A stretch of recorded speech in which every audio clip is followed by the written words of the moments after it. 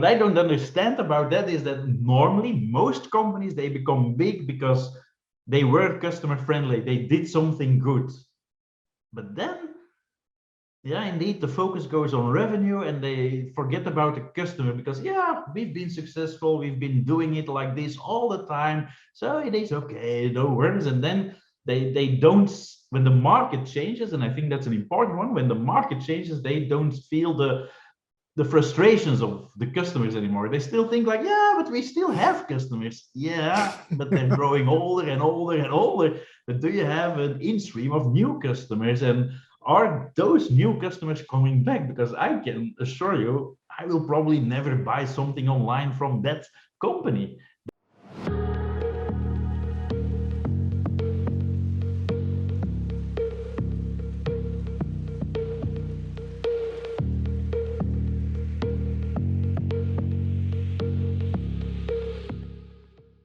Hello, everyone, and welcome to the first edition of the CVO Live. I'm here with Karl Gilis. Hello, Karl.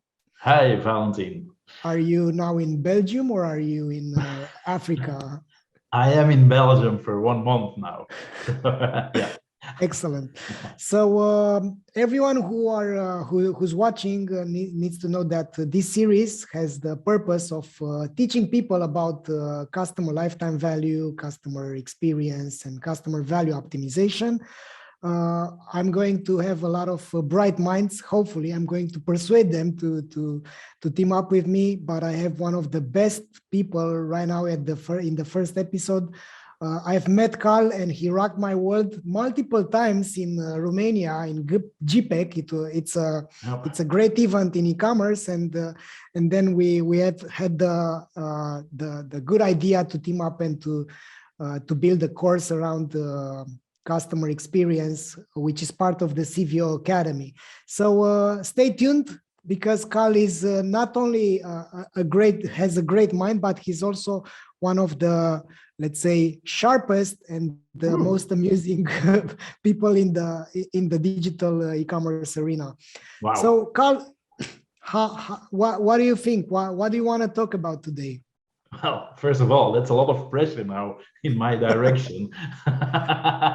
Whoa, yes, one of the brightest minds in the industry. No. Yeah, well, yeah, of course, I am obsessed with customer experience and everything that goes around customer experience, because that's what we've been doing for the last 20 years. So it can be pre-purchase, after purchase, which is like what you call the customer value optimization part. So yeah, anything. You can ask me literally anything about that stuff. So the first question that I'm going to ask you, what was your worst experience as a customer? As a customer? Wow. I've had so many bad experiences, but one of those experiences I remember, and that really triggered me in making that course about after the purchase customer experience, was when when the COVID crisis started and we were in lockdown. I was forced to buy everything online, including these beautiful shirts that I always wear. I'm always wearing one with the squares. So I placed an order on the CNA website, and the experience on the website was like, yeah, kind of okay, but then nothing happened. So for 3 weeks, I didn't receive an email. So I was like, did I receive it? Is there a problem? What's going on? And then suddenly, ting, the thing was delivered. And I think that in the course, I have a photo of the box. It was like a dull brown box. There was a small logo of the company on it. And I was like, okay, how can I open the box? And then it was indicated that you should strip. There was a little strip that you can pull, but when I tried to pull it, it broke off, and then I tried it again, it broke off again. So at the end, I had like 10 little pieces of cardboard box on my thing. And then when I opened the box, I didn't see my shirts, but the first thing I saw was a copy of the invoice. And that was really one of those experiences that I thought, like, really? Is this how it works? Is that what you do if you ship something to your customer? Just let him wait, nothing, no information. The first thing I see is the invoice. So that's really showing me that you as a company, you don't care about the customer. So yeah, that was one of those recent experience, I think. Yeah. What I find it amusing is that this is a recurring theme. After companies are getting so big, they start to put their revenue metrics the first and the customer second. And Yep. I guess that isn't this a problem? Like Andre Maurice stated at one time, he said that they have that saying in Germany, but we have it here in Romania as well, that the fish starts to stink from the head. And I heard Henry saying that we don't have that saying in Dutch. Well, I don't think so, but yeah, it's something that we often see. Indeed, it's like, what I don't understand about that is that normally most companies, they become big because they were customer friendly, they did something good, but then, yeah, indeed, the focus goes on revenue and they forget about the customer because, yeah, we've been successful, we've been doing it like this all the time, so it is okay, no worries. And then they don't, when the market changes, and I think that's an important one, when the market changes, they don't feel the frustrations of the customers anymore. They still think like, yeah, but we still have customers. Yeah, but they're growing older and older and older. But do you have an in-stream of new customers? And are those new customers coming back? Because I can assure you, I will probably never buy something online from that company. They are a traditional. I will still go to the, when we are allowed, okay, we are allowed to shop again here in Belgium, but when we are allowed to go to the brick and mortar chain, the traditional retail, I will still go there, but I will never buy something online with that company again. So yeah, they are losing their customers, and that's what a lot of companies don't realize. And it's something I've seen in those 20 years that I'm doing this, that whenever we come with those big companies, they always say like, yeah, but this new thing is not important because still 90% of our revenue is coming from blah, blah, blah. And I'm like, yeah, but meanwhile, you see, this is a new competitor, and then suddenly, bam, in 1 or 2 years time, they lose a big amount of market share because they weren't prepared. They didn't see it coming, and they were still like, yeah, but we have customers. Yeah. I think that's the issue with the mentality and the challenge that I have for you. I was doing all this research. I spoke with a lot of companies in the last 2 years, Karl. I had something like 250 different meetings with e-commerce leaders, managers, whatever, to get their feedback over our new technology and so on. So what I found that after talking with so many people, I think the hardest part, which is also the first part, if you want to increase the customer lifetime value for an e-commerce, is to change the mentality. So now the thing is, how do you suggest changing the mentality? Because mainly we have, if it's not your company, if you're a professional C whatever, or willing to climb the hierarchy, you don't care too much about other departments. And I think one of the issues is that the companies are having these schizoid approaches, right? They have this department, that department. Where is the customer on this on this meeting? Yeah, that's it's one of the things that I hope that in the, I don't know, maybe 10 or 15 years, I hope I will still doing this job, that I can finally try to solve that dilemma, because that is something that we often see as one of the main reasons is that, and not only you have like those big silos in a company, but even within a digital marketing team, you have like different small groups of people.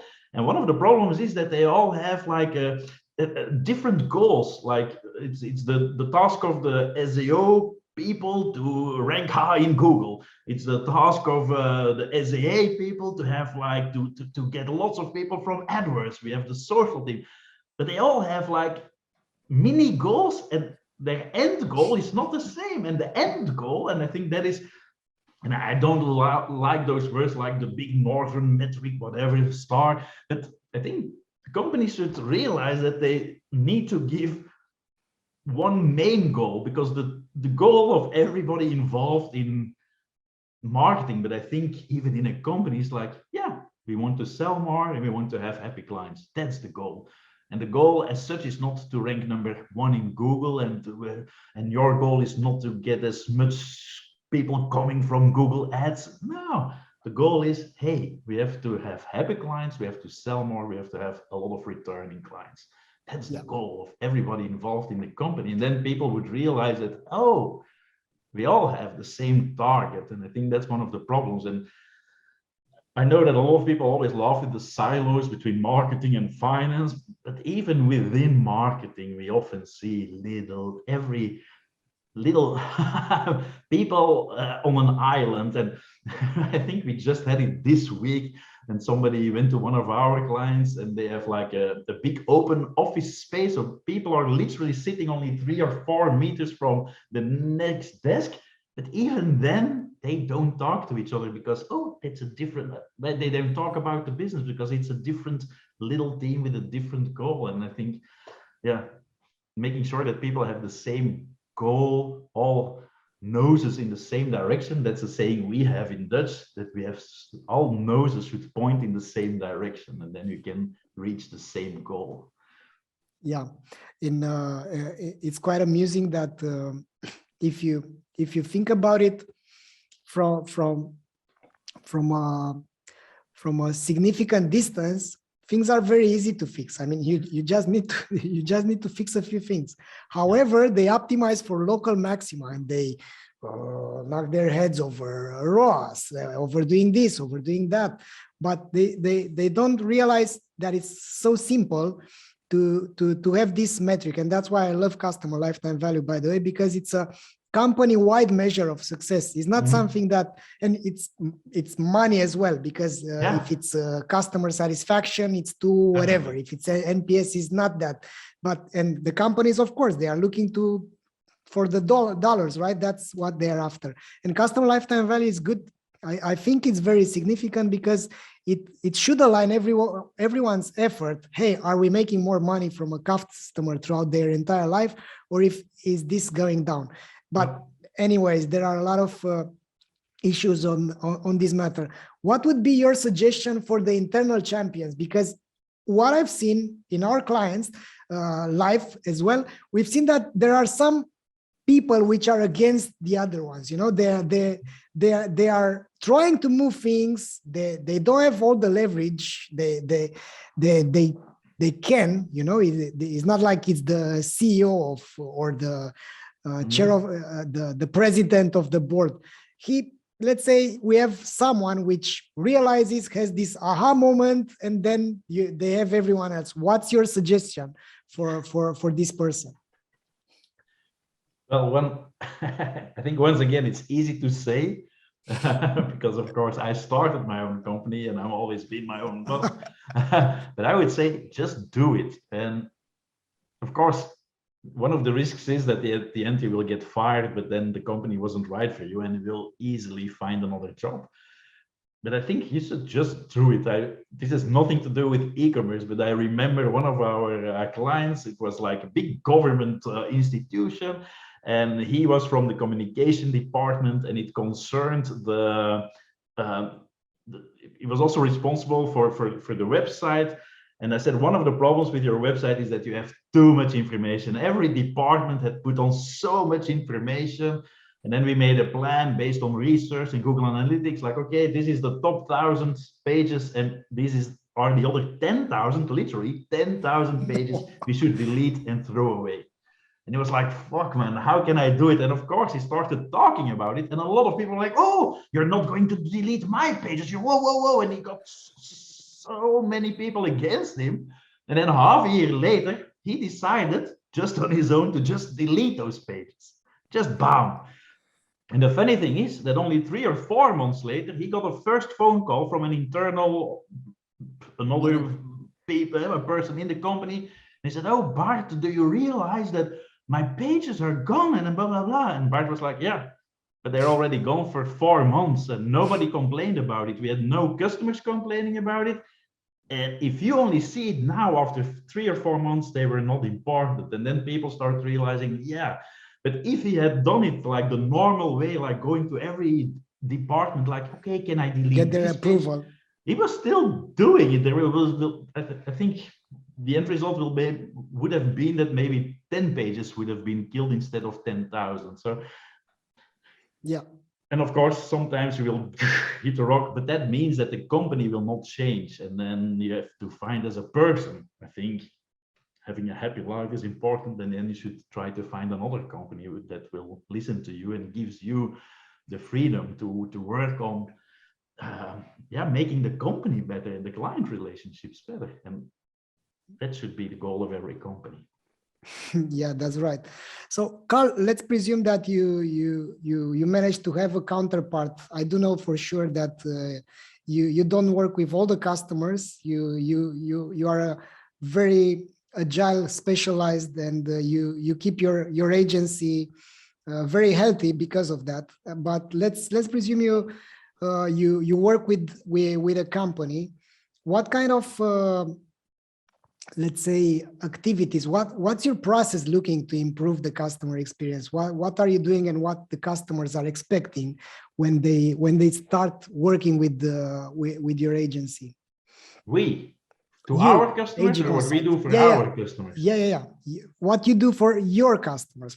So what AG Consult is doing for their customers to improve customer Too little, but we should do more. But one of the things and maybe that's also a funny story. So one of the things we did the past few years, we sent out like real presents to our customers. And what we noticed was that we didn't get a lot of thank yous from that. It was like, yeah.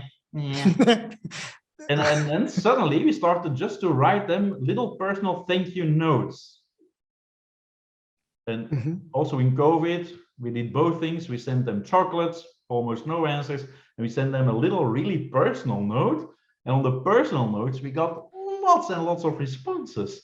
And that's when I realized, and also that once again is part of my training, and it's something you read often, is that it doesn't have to cost you a lot, because that's also what a lot of people think, like, whoa, but customer experience, it will cost a lot, and I have to give presents, I have to give away free things. Nah, the only thing it cost us was like a handwritten card and a postage stamp. And we got much more interaction from clients from that. So that's one of the things we do, is like really a personal connection. Another thing, typical, I think, for what we have changed the past few years, is that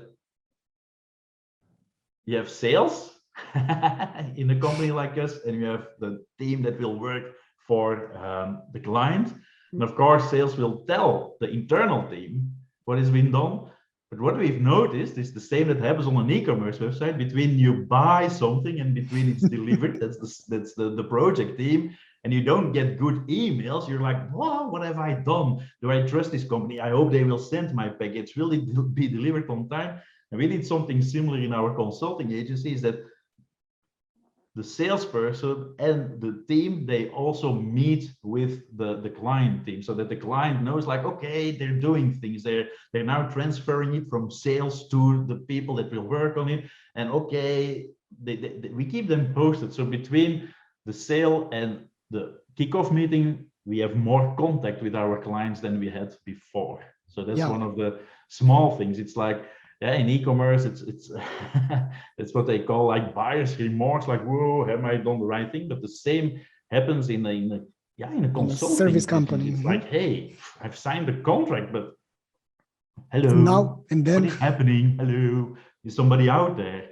And that's the same thing. It's like regular contact. One of the things that the third thing we do, and that's what we've been doing already for 20 years. It's one of the things I really believe in. It's like, really have like a personal relationship with your clients. And that doesn't mean that I will go to restaurants and bars with them, but I could do it in my imagination. And we're like, that's something I could go to a bar with. But we don't do it. But that's the kind of relationship I want, and I want my team to have with customers. You don't have to be friends, and I don't expect you to all to be friends with our clients, but you could imagine, like, could be a friend, could be someone that I could go to a bar and have a drink. And I think, That's the more and now with COVID, but also with e-commerce, the more distant the relation gets from the traditional shop to e-commerce, I think the more important the personal relation is. And it's something I always stress in my UX trainings and clients. Is like, it's not because it's a website and I'm sitting at the screen looking at your website and you put it on the computer on your website. The interaction is from a human to a human being, and you should have that same kind of relation, although different, of course, that you would have in a real physical store. You have to try to translate it as close as possible to your online, whatever business. And yeah, we are humans and most people love human interaction. It's funny that many humans forget about the fact that we are all humans. That's another problem. Yeah, another topic for another another series. podcast. Yeah. So, Karl, but what can you tell me about good experience that you generated for your customers by working with them? Tell us if you have some things to share with our audience today. I have many, but give me 1 second to think about when it's really about the. It's a strange. No, it's a kind of a long story if you have time for this, but it's like we have time. We're here for it. Yeah, and it's also because it says something about me and about the client. So it's both the relation that we have with our client as what we did for our client. So the client is called Assepoester, which means Cinderella in English. So it is a store where they sell wedding dresses. Important fact, it's a physical store, no website where you can buy online. So the main goal of the website is to attract people and send them to the physical store. So when that person called us many years ago now, our first reaction was like, nah, too small for us, not interesting. We're like, blah, blah, blah. We tried to push the client away. So that's a bad reaction for us. And the client insisted, and we said, okay, maybe you should come to one of our trainings. He came to a UX training. Interesting. And then at the end, Karl, can I ask you some questions? Yeah, it's like, yeah. And then he opened a spreadsheet with all wedding dress stores in a diameter, how do you say it, in a range of 200 kilometers from his store.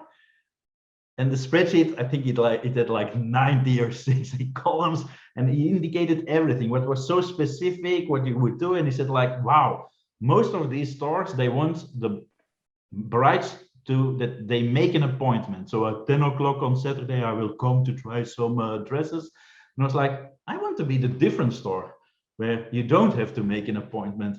And all these things, they're so proud that they only have like 4 or 5 dresses in there. I want to be a kind of shopping market for wedding dresses. And I was like, wow, this person has a vision. So that's why we started to work together. So that's the first part of the story. And then the second part of the story where we helped our client. But the important thing here is the client already had a good idea of the direction he wanted to go in. Because that's what we also sometimes see, that we are hired by companies and it's only one person that likes us, but the company itself is like, yeah, we've been doing it like this for 20 years, please don't wake us up. And then most of our projects, they are not as good as they could have been because the company as such is not convinced. So in this case, the client was convinced, and then we helped our client to fine-tune his message. And one of his messages was like, if we are not a traditional wedding shop. If you think that your wedding is the most beautiful day of your life, nah, you're probably not our client, because that would be that single day was the best day of your life. It's kind of strange. So that was a completely different proposition than other companies. And then based on our research, it changed the shop itself, how it looked, how it felt. And what we noticed now is that of all the people we sent from the website to the physical store, about 80% buys a wedding dress. And that's incredible. And all those people are happy. I think he has like the biggest community online of people saying like, I'm so happy, and I went to the shop and within 50 minutes I found my new wedding dress. So people are doing that word mouth to mouth advertising. Yeah. And I think it's important also for a customer lifetime optimization training, because it's a wedding dress store. Normally you only need one wedding dress in your life, maybe two.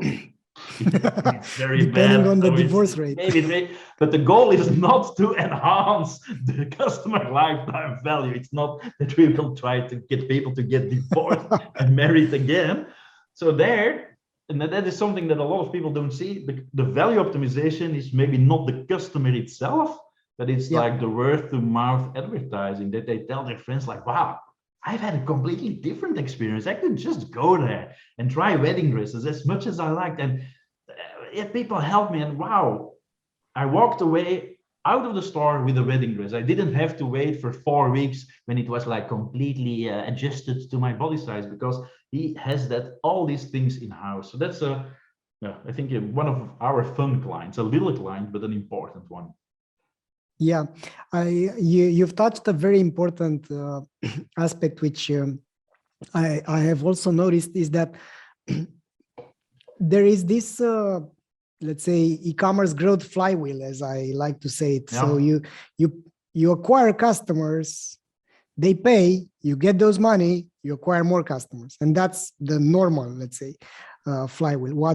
While if you would add another step, which means you acquire customers, you see how pleased they are, you make them amplify your brand, and you make them come back if the type of product that you're selling is justifying it, then you activate the other flywheel, which is more important than the first one, because if you shut down the budget, you shut down your business as well.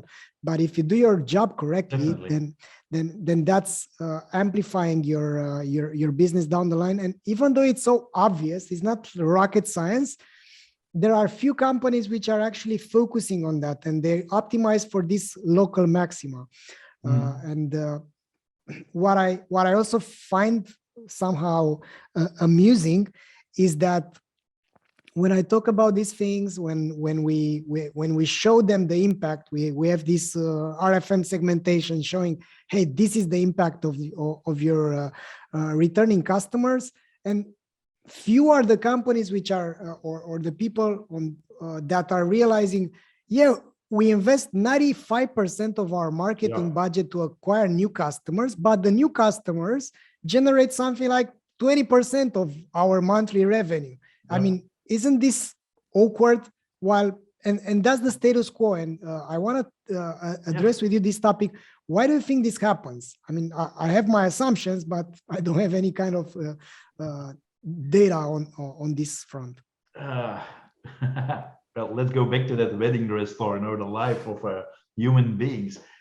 What do most people like more? Being in a relationship with someone, or when you're young, or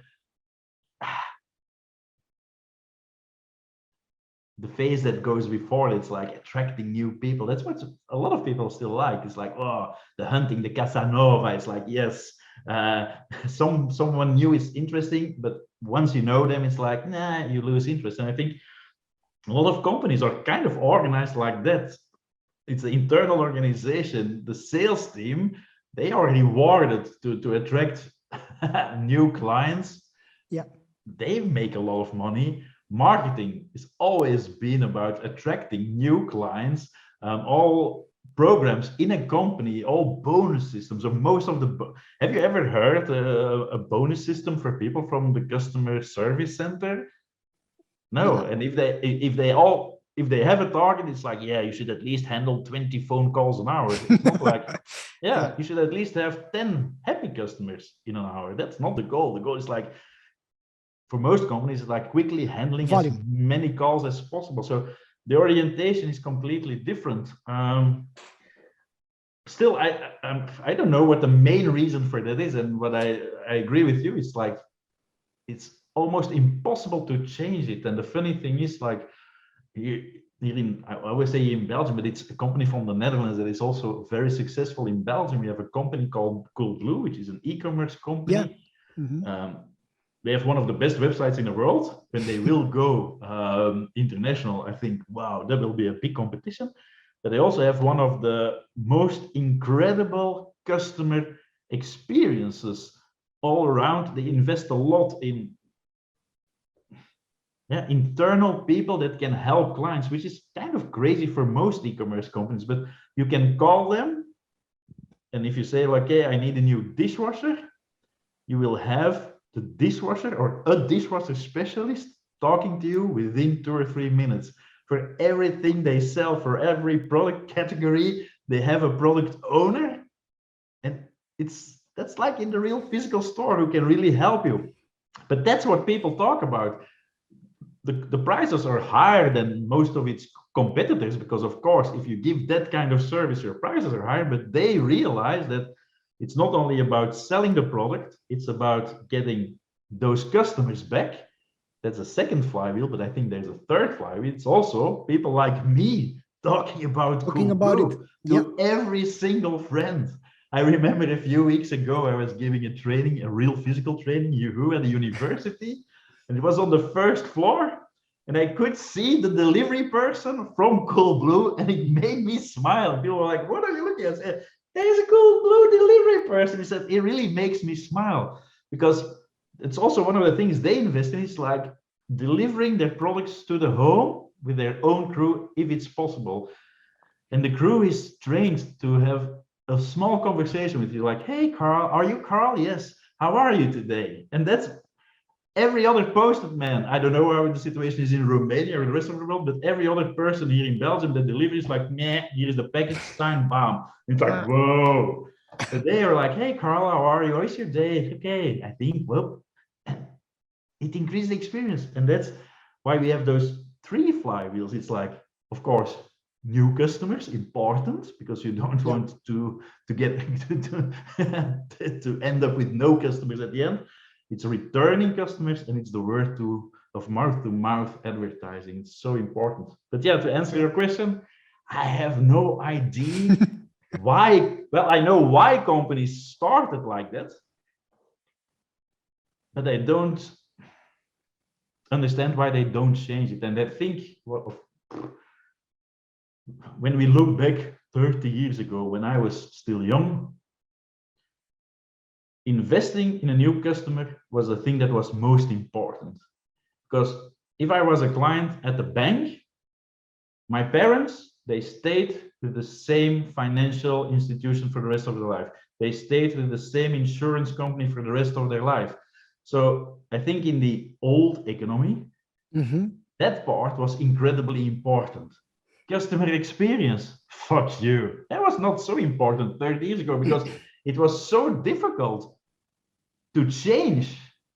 Where I lived, or where I grew up, there was only 1, maybe 2 electronic stores. There were 1, maybe 2 places where you could buy records. Fuck the customer, man. It's not important. But now you have a gazillion possibilities to buy the same thing online. So that's why I think customer experience is so much more important than 20, 25 years ago. And I think that a lot of traditional companies, they don't understand that that is one of the big changes of the internet. And they still go for like acquiring the customer, and then we have the money, fuck you. Sorry for that. That will be beeped out in the English version or the US version of this podcast. Sure. Hello, my friends. Sorry. Yeah. So Karl, I think it's I think there's another reason. I mean, there are many other reasons, but one important reason is that the education is not there. So the academic training is not around life cycle marketing, right? It's not taking into account the customer lifespan. It's not using this type of terms because it's not keeping up the pace with the technological developments. And one other thing that I noticed is that if you are, or if you have, let's say, a grocery supermarket, right? You had a lot of strangers coming and buying, I don't know, bread and melons from you. But nowadays, since the pandemic, it's suddenly very important to know the customers because it's so easy to migrate, right? You just swipe on your phone and it's there's another 10 alternatives for that supermarket. Yep. And I think that's another thing. And also Google and Facebook media trainings and all marketing means acquisition. Marketing means ROAS, CPC, because Google and Facebook know that they need customer retention. So they need you to continue to pay them to acquire new customers so that they can thrive. And yeah, that's it's incredible if you see the amounts of money. And I think advertising is important because a lot of people think that I'm again. I had a long discussion with somebody on LinkedIn. It's just like, yeah, but I'm like, yeah, advertising is also important, but retention is also important. It's not or. A lot of people think it's like acquiring new customers or retention. No. It's both, because without new customers, you can't have retention. And of course, some people will leave you, so you have to do both. But you should spread, the money you spend on those things, because now I think, like you said, 95% of the budget goes to advertising, marketing, pointing towards or oriented towards mainly new customers. Okay, some bad advertising is also going because that's what a lot of companies don't realize, that a lot of advertising is branded advertising, and they advertise to people that would buy with them anyhow. There have been a lot of experiments about this the last few months. But yeah, they spend a lot of advertising in the hope to acquire new customers. But maybe you should raise your budget for the retention part. And the retention part, as I said, it doesn't have to be too expensive. There's some easy little tricks that can help you. There have been some studies that engaging your internal team to make them aware of, like, hey, let's try to get more retention, for customers to come back. So yes, instead of order picking all day, like me, and you should have like 20 boxes every minute, you have time to write a personal note with some of those packages you send out, and do something funny, do something strange. It will make people working for you more happy, and it will make customers more happy. So your team can come up with so many creative ideas to make your customer smile. And you're smiling too, and it's one of the things I always try to do in my customer relationship management, is just try to put a smile on the face of someone. It's very hard to not like a person that makes you smile. And the same, I can say horrible things about the websites and the business of our clients, but they accept it because I do it with a smile and I make them smile. And do it. Just I think this topic regarding acquisition versus retention is like, is it better to give birth to kids or to raise them? It's like that's the idea. And an aspect that I want to focus a bit, Karl, is regarding what kind of team do you need as an e-commerce company willing to improve customer experience? I mean, which are the roles and what kind of it's clear in terms of the attitude, because you covered this very well already, but in terms of the real people, which are the individuals, the roles within the organization that you think are crucial for an e-commerce? The CEO, the boss, should understand how important customer experience is. That's what I've learned in all these years. It's his job. The top management does not believe in how important customer experience is, you will never get there. So that's the first thing. So Yeah. for people looking for jobs, only work for companies that understand that customer experience is important. And then secondly, I think one of the things that we did wrong as an industry, or especially as the CRO industry in the beginning, is that we thought like, of a lot of companies thought like, okay, we hire a CRO guy or girl or a team, and they will They will fix it. they will do the optimization, or we will hire a customer experience specialist and they will do it.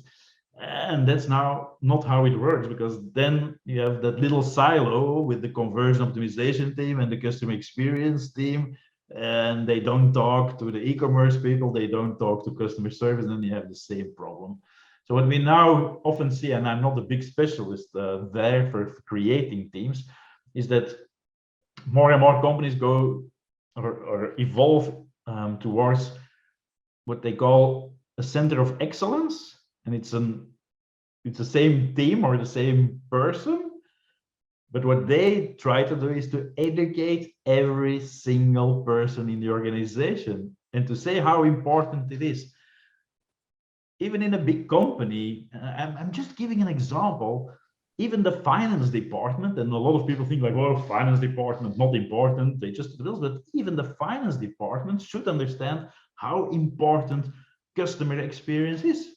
Because if they don't handle the bills well, if they write like terrible, boring invoices and letters, or they pay in strange way, for example, with PayPal, and you expect them to pay in a normal way, the customer experience will be like, boom, gone. So every department is important, from accounting to finance. And it's not only about customer service, it's not only about marketing. I think that is a very, very important role. First, to understand that it is every single one working in your company that is important. And then, yeah, you have to do a lot of internal training, a lot of, yeah, and you have to have a few people, like a kind of internal evangelist. Yeah, they spread the word, they spread the message, like, and they help the departments to say, okay, what are your contact points with clients? How do you handle it now? How can we improve it? What are the most asked questions to you from clients? What are the most common complaints about your service? Is there a way to fix it? And if you do it like that, everybody gets more involved and think like, oh, we can do it differently. And yeah, maybe it makes my job more fun when I write funny emails. And it's not because I'm in the finance or the legal department that I need to write boring emails. I can make my point with a good email that is in line with who we are as a company. And that's so important. I think, yeah, I'm not convinced it's one or two persons or a strategic job, but it's like, but that's a difficult one. How to get it in the DNA of your company? It's like that company Coolblue, I think 2 years ago or something, they did a challenge and they asked all their customers, like, find us the one thing that you think is not Coolblue enough.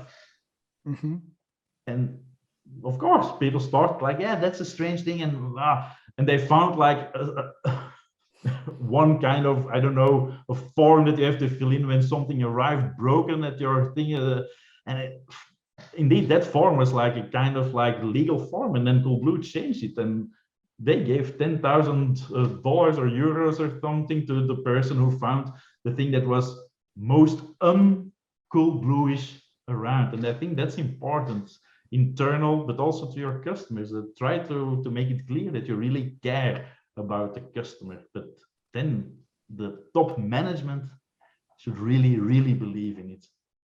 Yeah.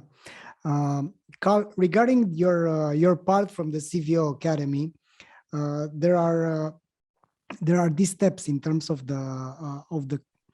nailing customer experience, and one important aspect that I wanted to ask you is how you make sure you nail the amplification, the word of mouth that you've touched right now. How do you think it's a good idea to actually ask customers or to incentivize customers to recommend your company, or do you think it's better to play it cool and to actually force them by being outstandingly cool, let's say? Something in between. I don't think you should force them, because then it's like, what? But it's like nudge them, guide them towards being an advocate, someone who talks about your brand. And then you can, there are some cool loyalty programs that play a role in that. Like, as you know, I like to travel, and as a speaker, I used to travel a lot. Yeah. And one of the things I did, I subscribed to a lot of those hotel loyalty programs and air miles and stuff. And one of the things I noticed immediately is like those hotel chains, first they have like a few tiers of customer loyalty. And of course, a lot of people, or people like me, they want to be the highest, because then I am a platinum elite member. Yeah, I am. 2.0. Yeah. But that means, of course, that I have to sleep a lot of nights there. And the first year, it's almost impossible to get there. But then they have like an incentivization program that says like, hey, if you bring another one that joins the program, you get X amount of points. And then I will start talking about them. But I will never do it when I don't like the hotel chain, because then I will be a loyalty member somewhere else. But if I like the chain, and if they give me something in return, there's a little push when I bring friends towards your shop, I'm happy to do that. So there are some possibilities there. Yeah, especially if you have a loyalty program, there are things that, yeah, that will help, that will nudge people to talk about you. But as I said, like giving good customer service, mails that stand out. I don't know if it's in the training or that I made up the email later, but if you buy flowers or plants online, most of the time you just get it delivered. And here in this case, we got an email, I think about 2 or 3 months after we bought something, and he said like, oh, Karl, it's a hot summer. It was like 2 or 3 weeks without rain in Belgium, and it was not for plants inside but outside. And they just send a little email like, don't forget to give your plants extra water this summer because it's very hot. And I'm like, wow, I have never expected to get an email, and there was no sales there. There was just that message. And that made such an impression that I started talking about it, because it was like, normally it's like, hello, it's summer, probably all of your plants have died. Here you can buy new ones. That will be the traditional email. But these were like, oh, Karl, it's getting very dry. Don't forget to give your plants extra water. And when it's becoming winter, they send out another email for those plants who will not survive outside. Hey, Karl, don't forget that you have to put your plant X and plant I in your garage, because otherwise they will not survive winter. I'm like, wow. And there was not a sales link in there. It was just an informative information. It was just a message. And fantastic. I think those so kind of simple. emails at the long run, they have a much bigger impact on your sales than like, meh, we have to buy new plants. It's autumn. You Here's can send 10%. out mails like that too, but it's the combination, and those mails are like, huh, wow, the personal relationship. And then I will start talking about you. So yes, you can nudge them, or of course you can have a program that will encourage them to share their opinions and bring new clients in. But yeah, do something different. I love this. I love this example, and also Bob Moesta from the CVO Academy has this approach that your job as a company is to help your customers to make progress in their lives. Yep. It's not to sell things, it's to help them make progress. So if you help me make progress, like having plants which are alive, I will remember you. You'll be top of mind for me, because you actually care. You give a damn about the fact that you exist. Yeah, that's I think yeah, the customer care department It should be the company that cares. It's not only customer care, it's the company should care about the customers as a whole. I think that's incredibly important, and it has become more important in the last years, I think. Yeah. Yeah. It's the problem which I see here is that the more the company grows, the more it's becoming like a machine, you know, with strict procedures, with if this then that, if this then the other, and it's and people start to act like robots which need to follow procedure number 28.2, and if it's too formalized, then you're missing out on the human touch. And that's why I think training is fantastic. And what I get from this meeting today, Karl, with you, is that before strategy is culture, and I think the cultural shift is what we need to be after. If we want to improve customer experience, we need to start with the culture and with the employee experience and with the. And of course, you have to have procedures, but you also should, maybe if you have a weekly meeting with your staff, one of the questions could be, hey, every single one of you, what have you done this week to make our customers more happy than last week? And of course, you should give the freedom to the team. But then, if they all are, if that's a question like, what have you done? Not just to sell something, but to make a customer happy this week. Wow, okay, wow, that's a good idea. Okay, maybe we can use that. Maybe we can write it into a procedure. And then the CFO looks over the KPIs. You know, I've seen that the customer care department spent 28 more seconds per call this month.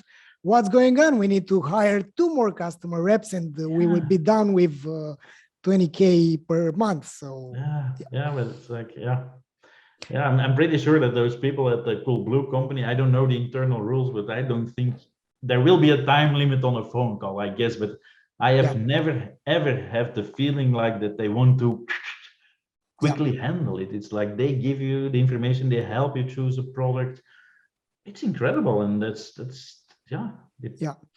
Karl, I want to touch a subject regarding the NPS. I know your position about the NPS, but I want to give you an example and to run this with you.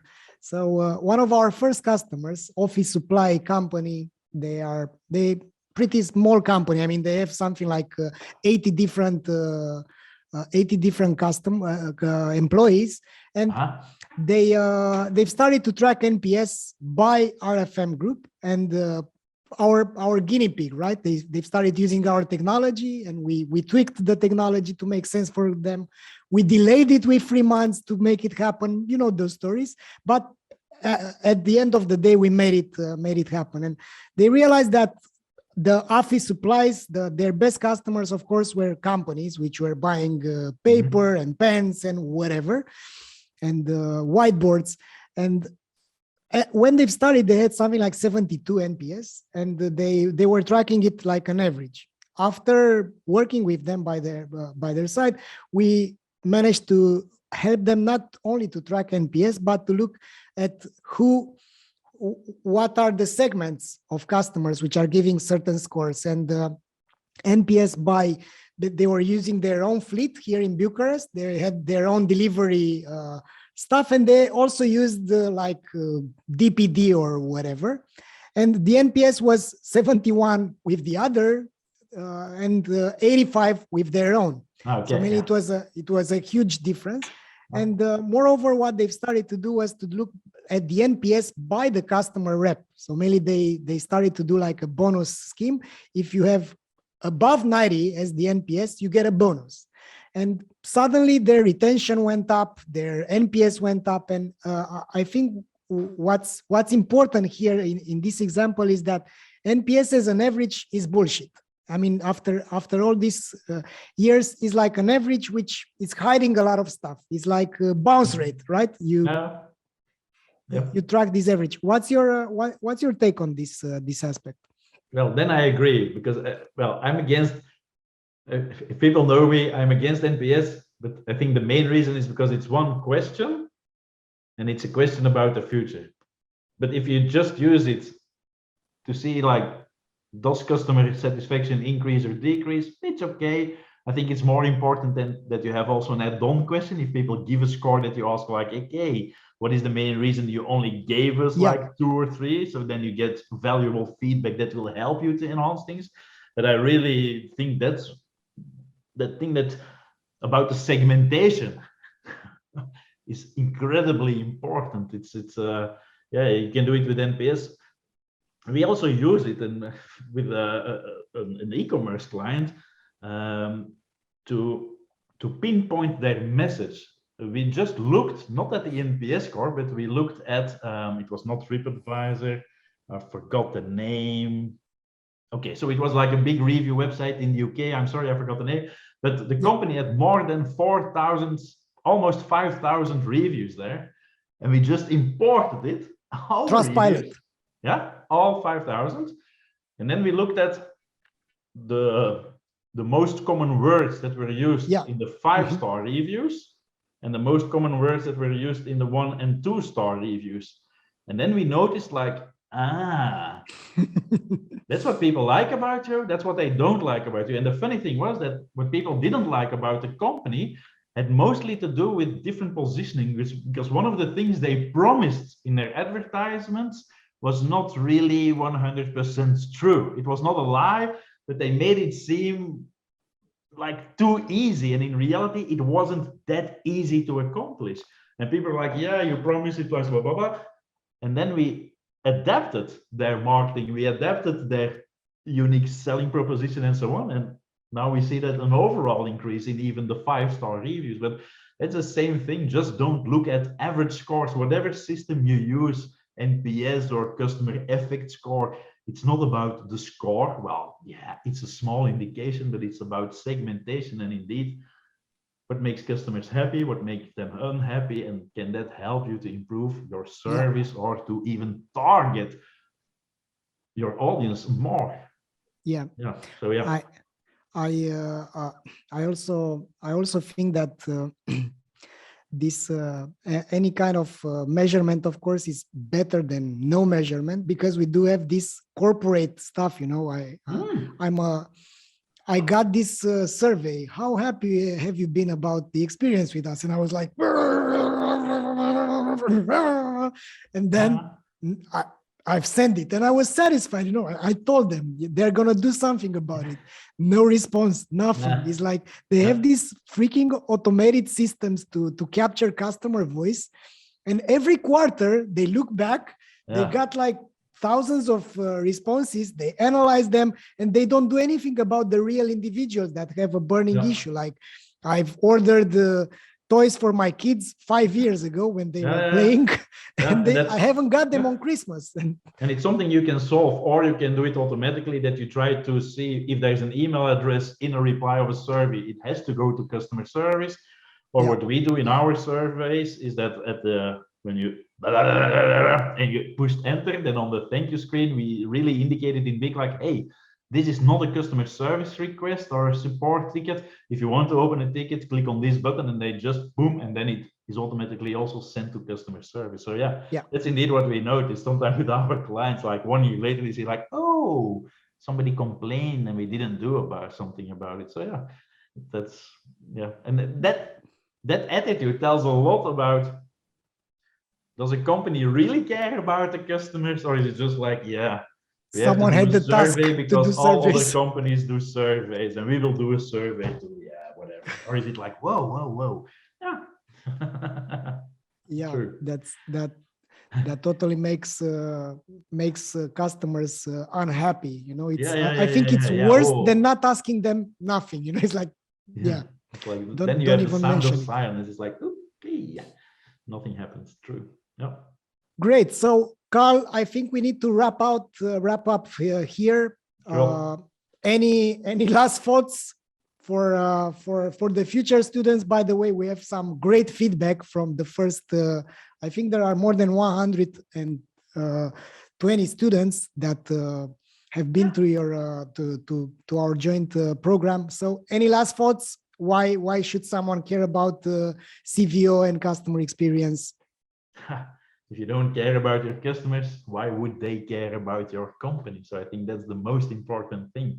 when it is about customer experience and caring. And in that training that you have with all those different specialists, I think everything comes together. When I see it on LinkedIn, when people follow the training and they post something on LinkedIn, it seems that most people are pretty happy with it. So follow your training.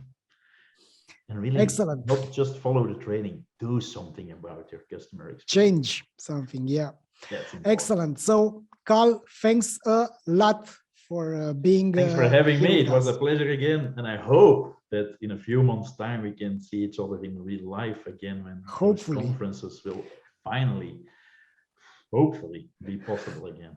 Yeah, we will get there. If not this year, maybe next year. Yeah. The hope is the last one that dies. We have this saying here. Great. So thanks everyone for watching or listening today, and we'll see each other in the next episode. Bye, and all the best from Bucharest, Karl. Cheers.